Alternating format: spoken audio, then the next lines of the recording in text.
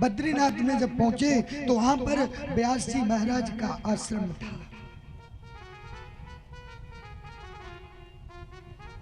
और व्यास जी के आश्रम पर नारद जी पहुंचे।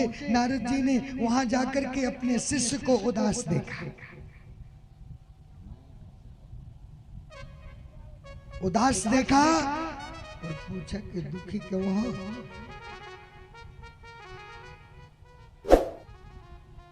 हर गुरु अपने शिष्य से हालचाल पूछता है, तो नारद जी ने भी पूछा। नारद जी पहुंचे तो नारद सुर पूजता। गुरु की पूजा सर्वप्रथम है। 4 वेद 6 शास्त्रों में गुरु की पूजा की महिमा गुरु प्रथम। गुरु गोविंद दोनों खड़े काके लागू पाओ, बलहारी गुरु आपनी गोविंद दियो बताए। एक बार गुरु जी के सामने एक शिष्य खड़ा हुआ। गुरु जी के बगल से गोविंद खड़े। गुरु जी को प्रणाम करो तो गुरु जी ने बताया, एक काम करो, उन प्रभु के चरणों में प्रणाम करिए, गोविंद को बता दे।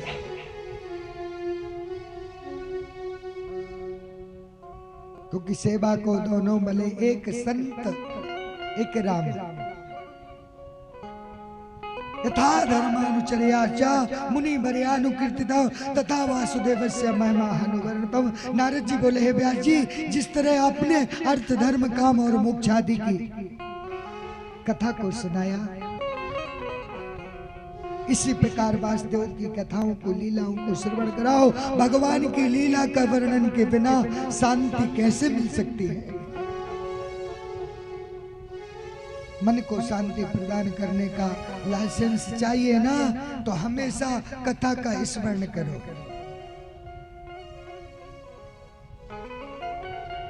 नारद जी कहने लगे कि जब ज्यादा उदासपन हो ना तो एकांत में वास करने लगे। एकांत बासो लघु भोजनादि। भजन कौन कर सकता है? जो कम भोजन करे। जो और जो अधिक भोजन करे वो भजन नहीं कर सकता, वो तो आराम कर सकता है। यहाँ दिया है एकांत में वास करे और लघु माने छोटा कम भोजन करे।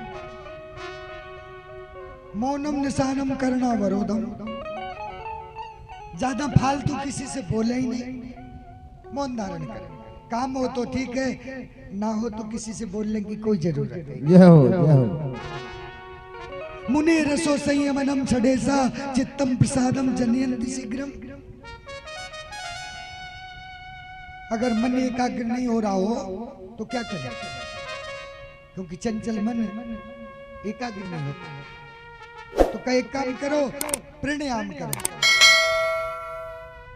अपनी श्वास को जीतो, संग को जीतो, मन को जीतो, इंद्रियों को जीतो।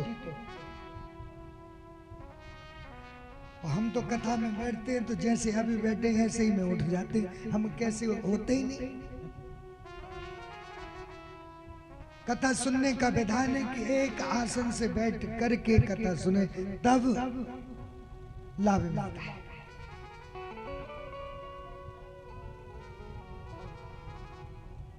शांति मिलती है जभी हम पुराती भवे वस्तु कश्चित् नो भेदित बादनो च। अब तो नारद जी को देखकर बड़े प्रसन्न हुए, वो पूर्व जन्म की कथा कहने लगे। वेदवादी ब्राह्मणों के यहाँ पर दासी के पेट से पैदा हुआ था जिसका नाम हुआ नारद। बालक था, छोटा सा बाल अवस्था में। हम लोग कुछ लोग तो सत्संग में बच्चों को इसीलिए नहीं लाते कहीं ऐसा नहीं हो ये संत बन जाए, ऐसे है ना। जबकि मैं कहता हूं आप लोगों से ज्यादा कल्याण उन बच्चों के जीवन का, भविष्य का जो संस्कार प्राप्त होते हैं। हम लोग तो बहुत कुछ सोचते हैं, वो केवल वही सोचते हैं।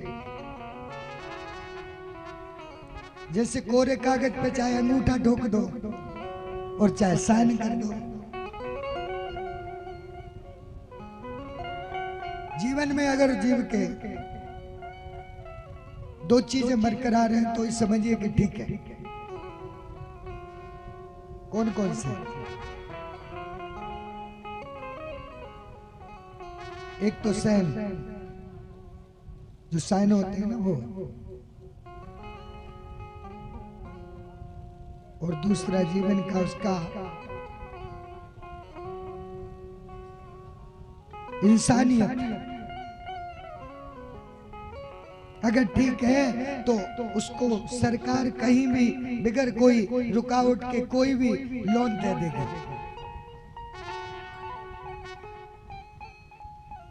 तो नारद जी छोटे से थे,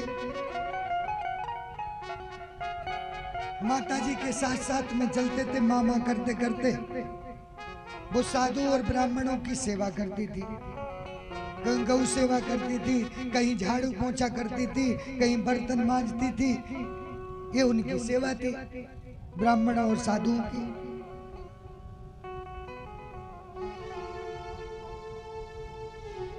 एक सेठ जी थे,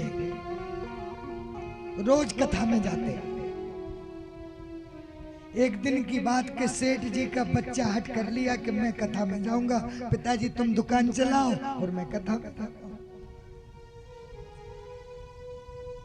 बच्चा गया कथा में, तो उसी समय गुरुजी कथा सुना रहे थे कि दया करना चाहिए, सब में ईश्वर है। बच्चे के जीवन में ये बात रम गई उस समय, क्योंकि और तो कुछ था ही नहीं, पूरा कचरा उसके हृदय में एकदम निर्मल था। ये बात उसने मान ली कि सब पर दया करना चाहिए, सब भगवान का ही रूप है, भगवान की ऐसी महिमा। अब तो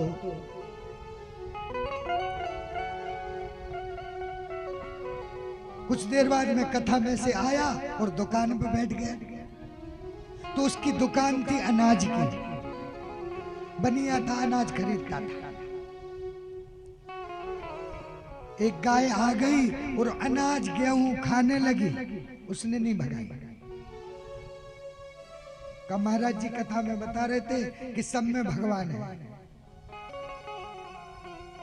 खाने दो, सब पे दया करेगा। इतने में पिताजी आ गए कथा सुन के, उनने भी सुनी थी कथा। वहां से चिल्लाते आ रहे, अरे रामू तू सारे गेहूं को गाय को खवाए दे रहा है, क्या होगा? अब पिताजी भगवान है, सब पे दया करना चाहिए। ले साहब कर्म ठोकने लगे। एक दिन की कथा में इसके अंदर इतनी दया का भाव प्रकट हो गया। अगर हमेशा कथा में जाए तो ऐसा नहीं है साधु बन जाए। तो कहने का तात्पर्य यह है कि नारद जी जैसा किए संग, उनके जीवन में वैसे ही रंग चढ़ते गए। संतों का संग, कथा, भजन, कीर्तन।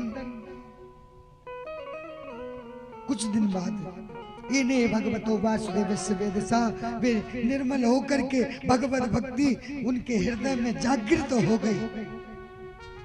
जैसे सुबह हम परीक्षित जी को आके जगा दें तो एक आध बार तो वे फिर भी ओढ़ के सो जाते।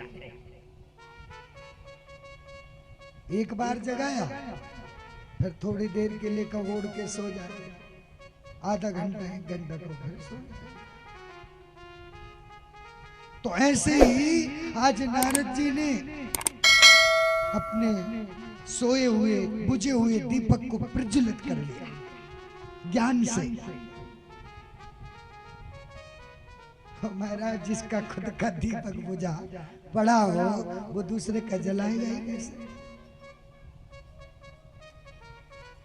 वो खुद ही जागृत है, वो खुद जगे हुए हैं, इसलिए दूसरों को जगा सकते हैं।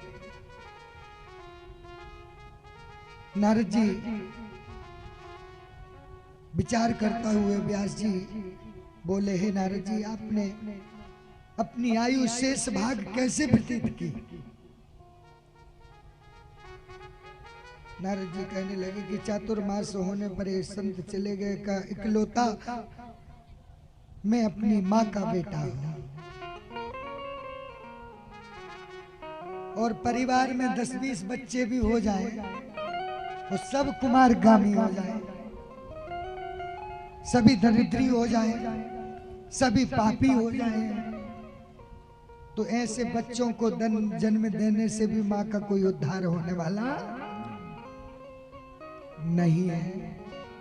को तुलसीदास जी ने लिखा हुआ है कि पुत्रवती जो बेटी जग सोई, रघुपति भगत जासो सुत होई, रघुपति भगत जासो सुत होई। वही पुत्रवती माँ है जो एक भी भगवान के भक्त को, संत को जन्म दे। और न कहीं कहीं ये कहा है, ना तो जन्म में वह बाघ बिहारी, जैसे सिंगनी बच्चे को जन्म दे तो कब वो साधु बन सकता है? उसका बच्चा सात्विक बन सकता है? नहीं बनेगा, क्योंकि वो ये समाज में ही है कि वो कभी मांस को नहीं छोड़ सकता। तो ऐसी अगर माँ ने जन्म दिया बच्चों को तो न माँ का उद्धार, न पिता का उद्धार, न भूमि का उद्धार। एक पुत्र हो पर भगवान की भक्ति करने वाला हो, भाव हो, श्रद्धा हो। जैसे नारद जी केवल एक थे, उसने अपनी माँ के कोख को उद्धार कर दिया, माँ को कहलाना सार्थक कर दिया कि माँ क्या होती है। माँ ऐसी होती है जो कि साक्षात भगवान के अंश अवतारों को जन्म देती है। एक दात गेहंती निसगापति। एक दिन इनकी माता जी जो थी ना, वो गौ सेवा कर रही थी। कई जगह मैंने देखा कि बड़े बूढ़े माता पिता हो गए तब भी गाय भैंस की सेवा करते हैं। वो जवान बच्चे बैठ करके ताश खेलते हैं।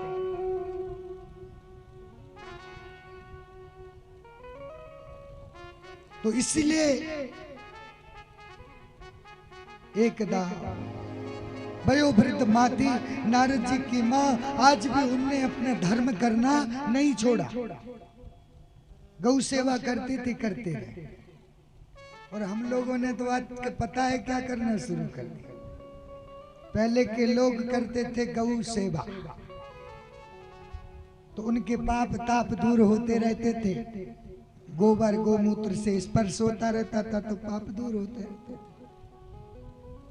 अब हमने गौ सेवा भी छोड़ दी और माता पिता की सेवा भी छोड़ दी।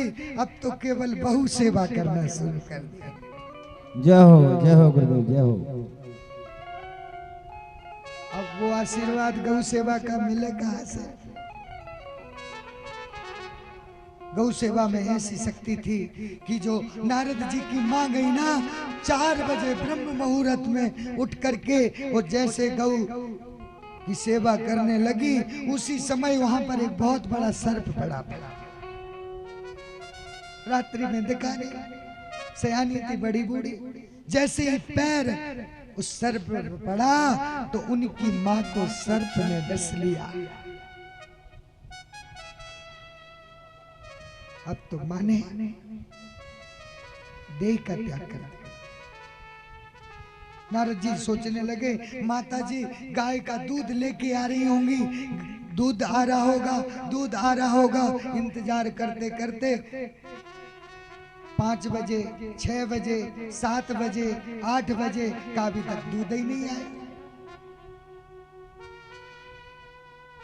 अब जब दूध नहीं आया तो बड़े चिंतित हो गए नारद जी की, बताओ माता जी सुबह सुबह 4 बजे से 5 बजे तक दूध दूध कर लाती थी और आज जो है इतना समय हो गया माता जी आई नहीं। तो गौ सेवा में शाला में जाकर के देखा तो माता जी पड़ी हुई थी, प्राण त्याग दिए थे। अब तो नारद जी माँ को देख करके वो बड़े दुखी हो गए। हे माँ, तूने मुझे जन्म दिया, तूने मुझे पाला, आज तू मुझे छोड़ करके चली गई। आंसू बहाने लगे, दुखी हो गए।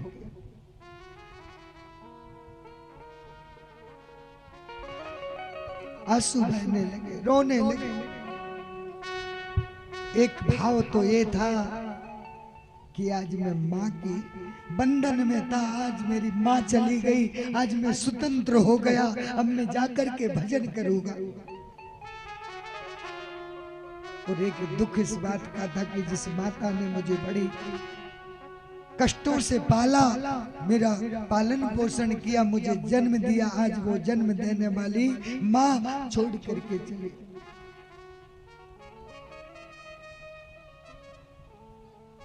बड़ा दुख हुआ।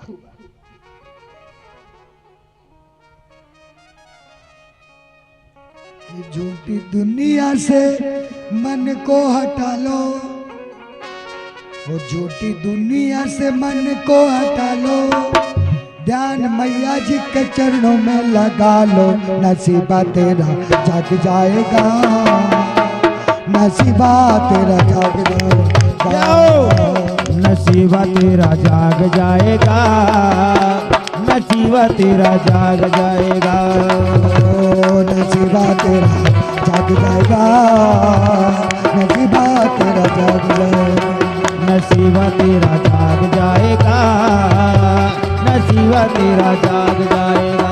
ओ शेरवाली मैया मेरी ममता की खान है, भक्तों को प्यार देती बड़ी मान है। शेरवाली मैया मेरी ममता की खान है, भक्तों को प्यार देती बड़ी मान है, भक्तों को प्यार देती बड़ी मान है। मान जाए आदि मैया को मना ले, मान जाए आदि मैया को मना ले, प्यार इनका अनोखा तो पाले, नसीबा तेरा जाग जाएगा, नसीबा तेरा जाग जाएगा, नसीबा तेरा जाग जाएगा, नसीबा तेरा जाग जाएगा।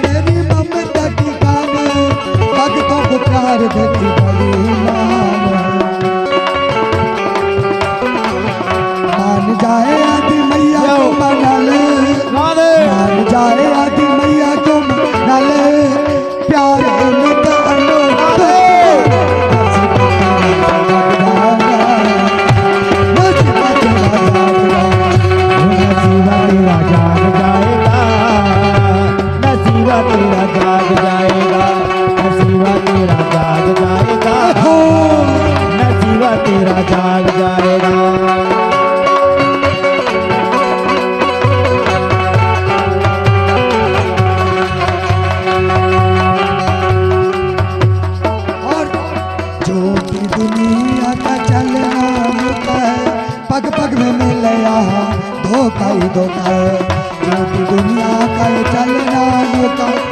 पग पग में मिले यहाँ धोखा ही धोखा है, पग पग में मिले यहाँ धोखा ही धोखा है।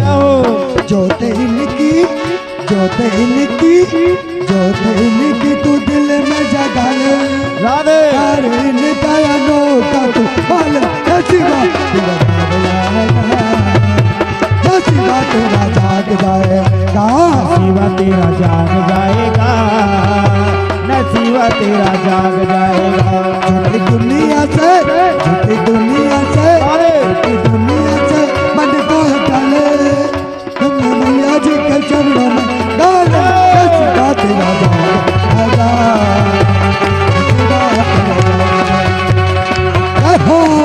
तेरा जाग जाएगा, नसीबा तेरा जाग जाएगा। जय माता दी जय माता दी जय माता दी जय माता दी जय माता दी जय माता दी जय माता दी जय माता दी जय माता दी जय माता दी जय माता दी जय माता दी जय माता दी जय माता दी जय माता दी जय माता दी जय माता दी। झूठी दुनिया से झूठी दुनिया से मन को हटा ले, डालने का अनोखा तूफान नसीबा तेरा जागेगा, नसीबा तेरा जागेगा, नसीबा तेरा जाग जाएगा,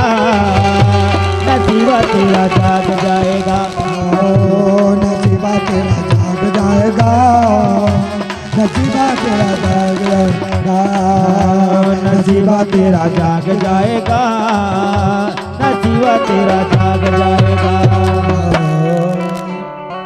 बोले जगदम्बे माई की जय हो। इसलिए कहते हैं कि माता पिता भी घर में देवता है, मातृ देवो भव पितृ देवो भव, सारे तीर्थों का।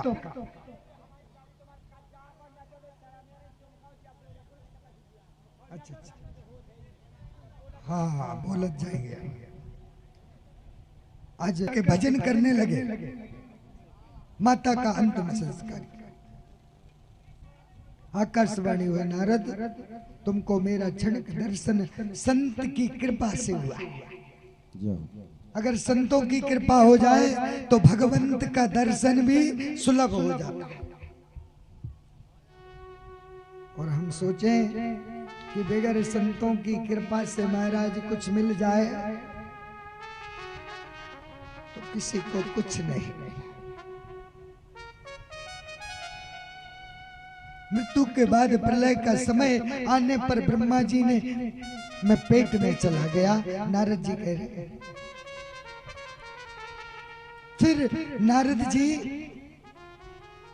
ब्रह्मा के मानुष पुत्र के रूप में जन्म लेकर के आए। जिस ब्रह्मा जी ने अपने शरीर से 10 ऋषियों की उत्पत्ति की,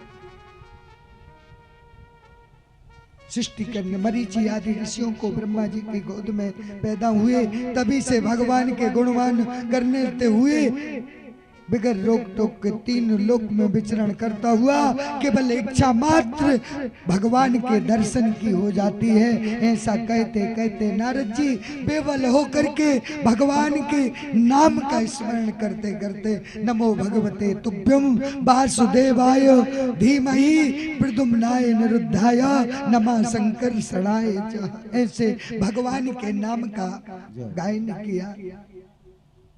संसार सागर से पार होने के लिए नौका बीड़ा बजाते हुए और चले गए। दुर्लभ मानव जन्म है, देह न बारंबार। तरवर जो पाता गिरे। हमारा जीवन कैसा है?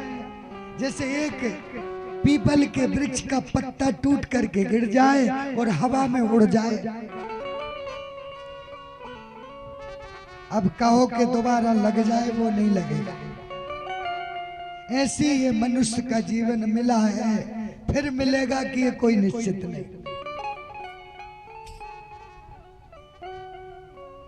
अगर आप लोग गारंटी वाले हैं कि मिल ही जाएगा, निश्चित नहीं। क्या बन जाएंगे हम लोग, ये कोई पता नहीं। सुमधुर बीड़ा को बजाते हुए, प्रभु के कीर्तन को करते हुए आज बद्री वन में जाकर के एकाग्रचित होकर के और आचमन करके नारद जी के आदेश अनुसार उनके दिए हुए आदेश का अवलोकन करने लगे, उसको जीवन में उतारने लगे, जिससे रचना हो। वेद व्यास जी ने गुरु जी की कृपा से, गणेश जी के सानिध्यता से उनने एक पुराण की रचना की, जिसका नाम हुआ श्रीमद् भागवत महापुराण, जिसमें 18,000 श्लोक, 12 स्कंद, 10 प्रकार के लक्षण। तब भी सूत जी कहते ऋषियों, जिनके हृदय में क्रोध अहंकार ग्रंथियां टूट चुकी हैं, वो सदा आत्म स्वरूप में रमण करते रहते, ऐसे अनेकों मुनि हुए भगवान की भक्ति के बिना स्वार्थ के ही वो भक्ति करते रहे। और हम लोग तो बड़े स्वार्थी हैं,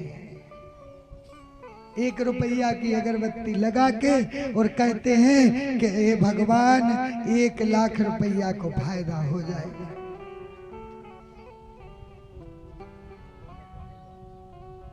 सूत जी कहते हैं ऋषियों, जब तुमने राजा से परीक्षित के जन्म कर्म में मुक्ति का विषय कहूंगा, जिससे श्री कृष्ण ने भगवान की मधुर लीलाओं का गान किया है। एक समय पांडु पुत्र पांडव और कौरव कुंती पुत्र दोनों ने धन के लिए अपने जीवन में अशांति पैदा कर ली।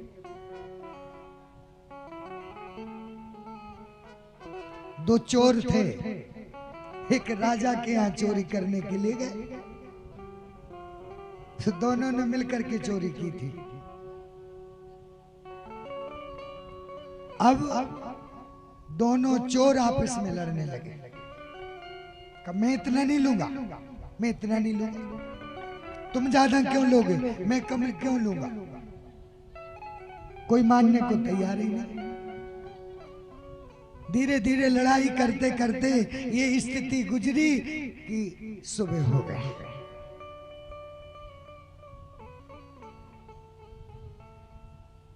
अब सुबह होते ही वो ना उसको मिला ना उसको मिला, दोनों को छोड़ के जाना पड़ा। हमारा जीवन भी कभी कभी इसी लड़ाई में चला जाता है। इतना हम नहीं लेंगे, इतना हम नहीं लेंगे, और लड़ाई करते करते जीवन बीत गया। ना इधर का रहा ना उधर का रहा, वो जिधर का ही था वो उधर को गए। अब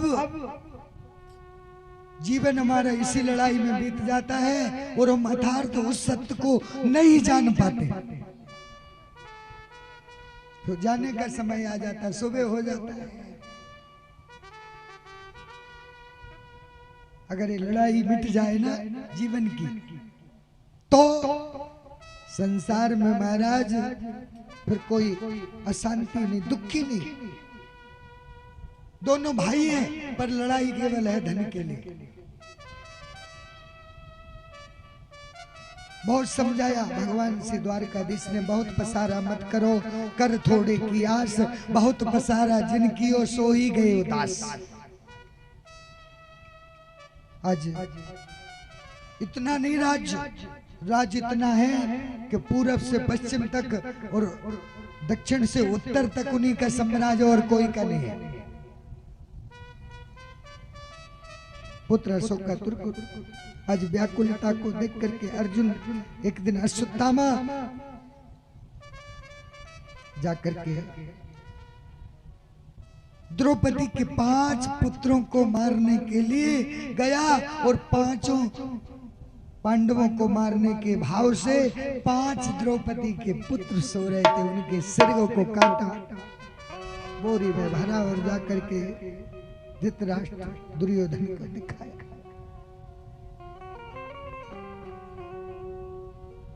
जैसे ही दुर्योधन ने इनको देखा, बड़े खुश हो कहा कि जो काम मैंने इतने बड़े महाभारत के युद्ध में नहीं कर सका, अश्वत्थामा तूने वह कार्य कर दिया जो असंभव था। और बहुत आशीर्वाद देने, धन्यवाद देने लगा। जैसे उन सिरों को दबाया हाथ से, तो वो एक कच्चे कोमल सुकोमल सिर थे, वो दब गए, फूट गए। अब तो रोने लगा दुर्योधन। हे अश्वत्थामा, तूने बहुत बड़ा पाप करवा दिया। तूने मुझसे आज तक कभी बाल हत्या नहीं हुई थी, तूने बाल हत्या करवा दी। भयभीत होकर के अश्वत्थामा भागता भागता प्राण रक्षा के लिए जा रहा था। उस समय द्रौपदी रोने लगी। वो कहने लगी, हे स्वामी, एक गुरु पुत्र में हानितम, गुरु का पुत्र, इसको छोड़ दो।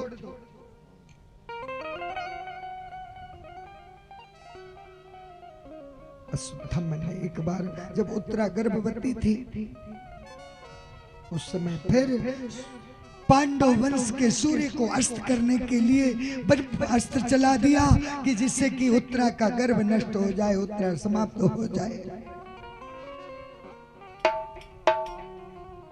महाभारत के युद्ध में अर्जुन का पुत्र अभिमन्यु, और अभिमन्यु की पत्नी का नाम उत्तरा था।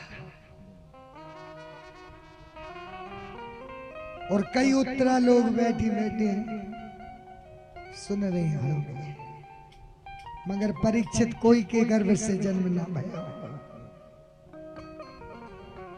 अभिमन्यु का तात्पर्य होता है अभी भी मान जाओ, अभिमन्यु अभी मान जाओ, क्योंकि जीवन में जो कुछ हो चुका वो तो छोड़ो, मगर जो अब बचा हुआ उसको सुधार लो ना। जब जरासंध आता है ना, तो सबसे पहले जोड़ों को पकड़ता है। जरा माने जोड़, संध माने संधि। महाराज पैर दर्द करते हैं, बैठ नहीं। अब जब वृद्ध अवस्था आ गई तो अब जवान हो गए क्या? चमन प्राश का पतंजलि का तो को जवान हो जाए। जय हो, जय हो गुरुदेव। ये बुढ़ापे का नोटिस है। आप समझ रहे हो, रोग है, रोग नहीं है। ये नोटिस आ चुका कि अब बुढ़ापा आ गया। 49 अध्याय में जरासंध की विधि बताई है। जरा माने रोग, और संध माने संधि। जो जोड़ों जोड़ों में दर्द होने लगे तो समझिए कि अब हम बुढ़े होने जा रहे हैं। जय हो गुरुदेव, अच्छी बात सुनाई।